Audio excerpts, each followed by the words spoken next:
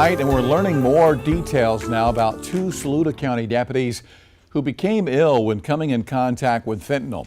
This was the first arrest in the county since the passing of the fentanyl trafficking bill. News 19's Walker Lawson has the story.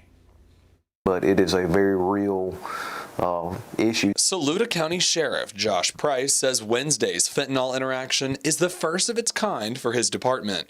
He says Wednesday mid-morning, deputies responded to a 911 call of someone driving erratically in a traffic circle. Once deputies responded, making contact with the woman driving the vehicle, they realized she was under the influence of drugs. Then they began to search the vehicle.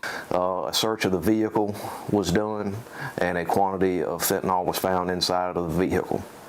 From there, she was placed under arrest. Sheriff Price says once an arrest was made, a deputy then showed signs of exposure. She realized that something was wrong, and she radioed for help, and she was able to pull over into a safe parking space. She went to the rear of the vehicle and gave herself a dose of Narcan.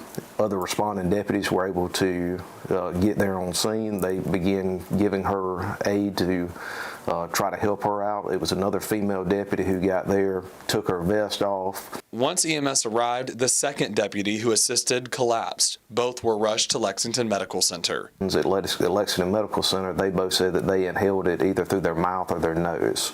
So at some point in searching the car, they could have shaken up some kind of powder. When they opened, the fentanyl was found in a jar inside of the vehicle. That has now left the sheriff examining how his department searches for drugs.